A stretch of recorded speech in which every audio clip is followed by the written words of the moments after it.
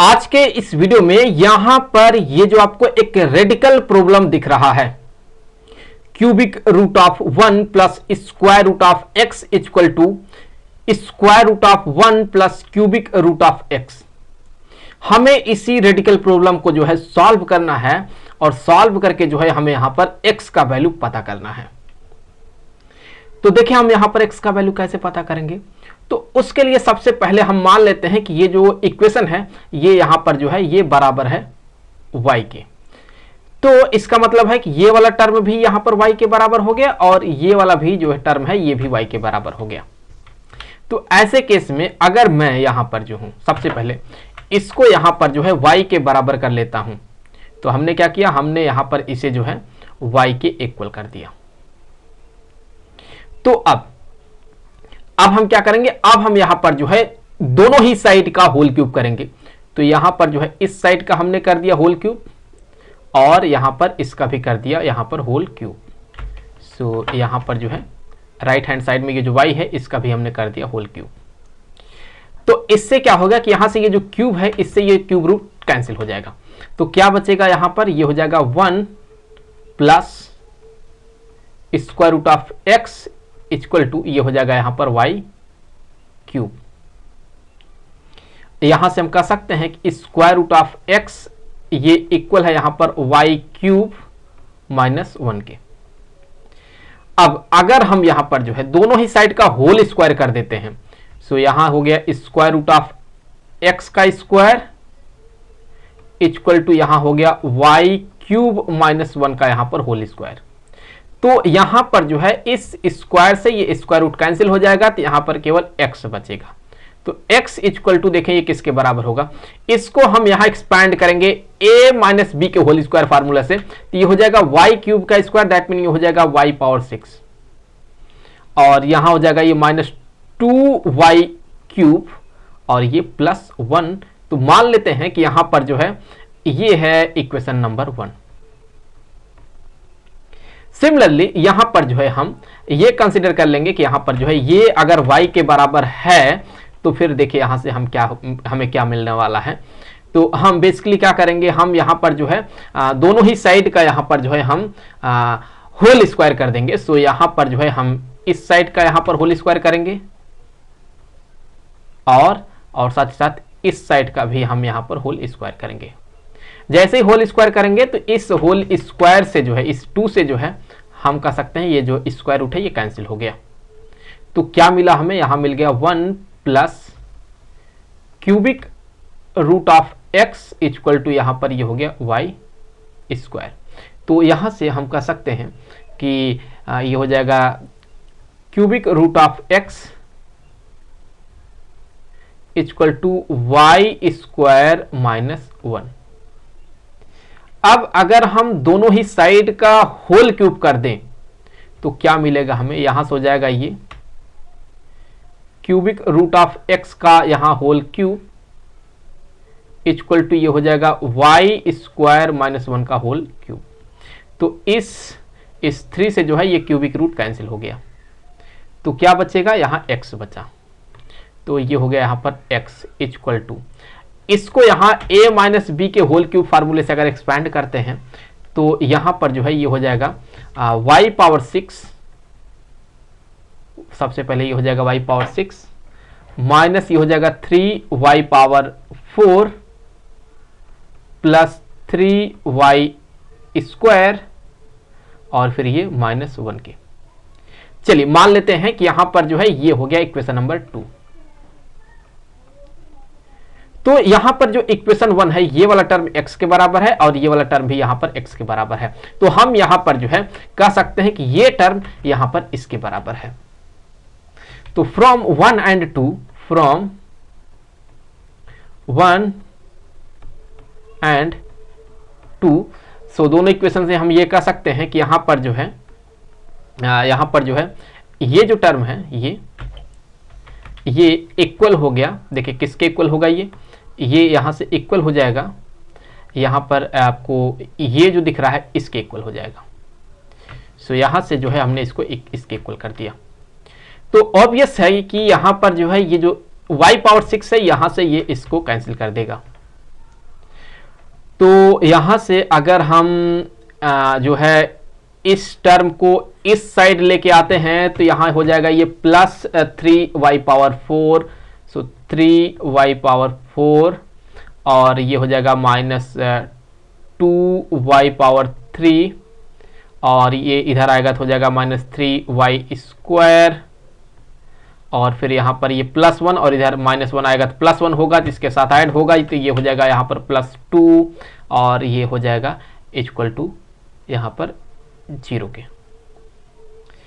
तो अब यहाँ से अगर आप देखें तो हम ये कह सकते हैं कि यहाँ पर जो है हम 3y² को कॉमन आउट लेना चाहते हैं, तो उससे पहले हम इसको यहाँ इसके करीब लिख लेते हैं। तो ये हो जाएगा 3y⁴ minus 3y² minus 2y³ plus 2 equal to 0 के। तो यहाँ से अगर देखें तो हम अगर 3y² को कॉमन आउट करते हैं तो 3y² को जैसे ही कॉमन आउट करेंगे वैसे ही यहाँ पे बचेगा y² -1, और यहाँ से अगर हम 2 को कॉमन आउट कर लेते हैं तो यहाँ हो जाएगा, यहाँ पर जो है ये हो जाएगा y³ -1 इक्वल टू 0 के। तो इससे आगे देखिए हम कह सकते हैं 3y², ये देखें a² माइनस b² के फॉर्म में है, तो हम कह सकते हैं ये हो जाएगा एक ब्रैकेट में ये हो जाएगा y+1, दूसरे ब्रैकेट में y -1, और फिर ये हो जाएगा -2। यहां देखें a³ माइनस b³ के फॉर्म में है, तो इसको अगर हम एक्सपैंड करते हैं तो यहां से ये हो जाएगा y -1 एक ब्रैकेट में, और दूसरे ब्रैकेट में हम कह सकते हैं कि y² plus y+1 equal to यहां पर ये 0 के।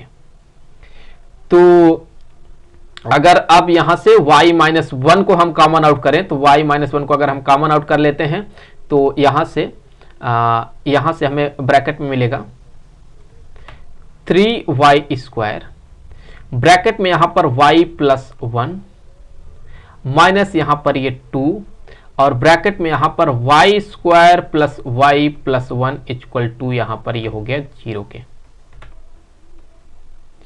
तो अभी यहां से देखें तो ये तो y -1 अब ऐसे ही रह जाएगा, और यहां पर ये जो आपको दिख रहा है 3y², इसको हम मल्टीप्लाई करेंगे तो हो जाएगा यहां पर 3y³ प्लस 3y² माइनस इस 2 को भी मल्टीप्लाई कर तो हो जाएगा 2y² माइनस 2y माइनस 2, और ये यहां से बराबर हो गया 0 के।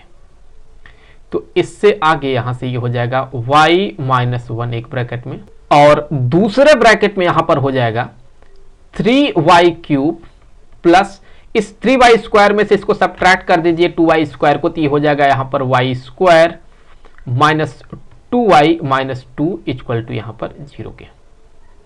तो यहां हो जाएगा y -1 एक ब्रैकेट में, और दूसरे ब्रैकेट में ये हो जाएगा 3y³। गौर से देखिए हम इसे क्या लिखेंगे, हम इसे लिखेंगे -3y² प्लस यहां पर 4y², क्योंकि ये दोनों मिल करके प्लस y² देगा आपको। और इसी तरह से -2y को हम क्या लिखेंगे, इसे लिखेंगे हम -4y प्लस 2y, क्योंकि ये दोनों मिल करके -2y देगा। तो इस तरह से लिख सकते हैं, और ये -2 और ये इक्वल टू 0 हो गया।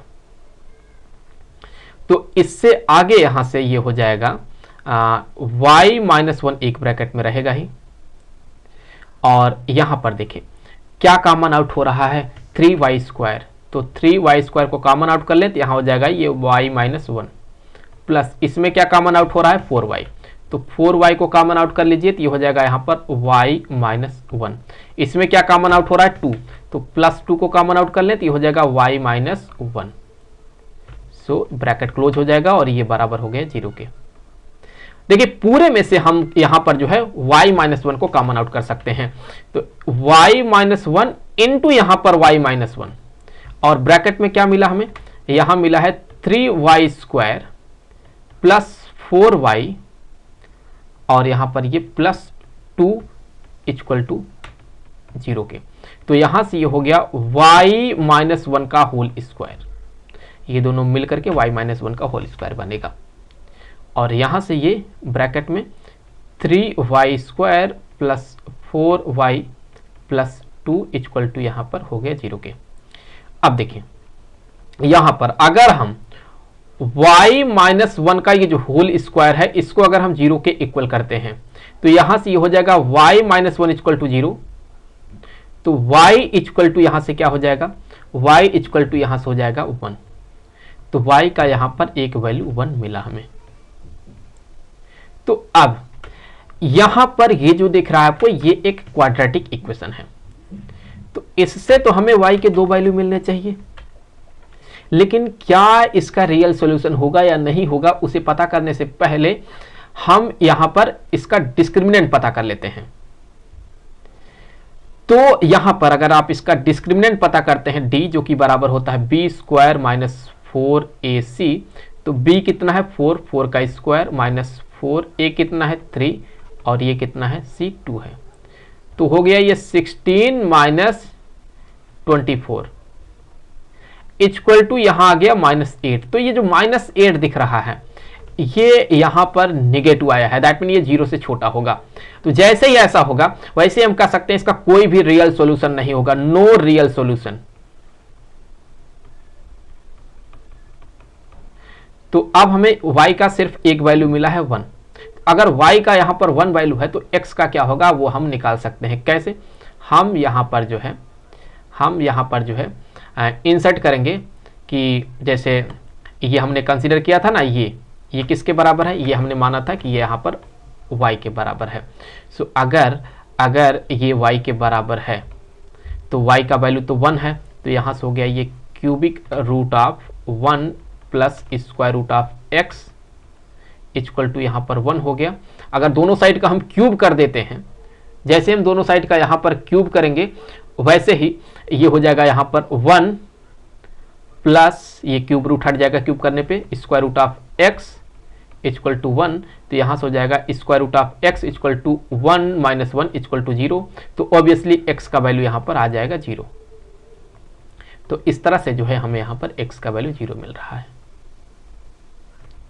आई होप कि वीडियो आपके लिए काफ़ी हेल्पफुल रहा होगा। जल्द मिलेंगे आपसे अगले वीडियो में किसी दूसरे क्वेश्चन के साथ, तो तब तक के लिए खुश रहें। Good bye.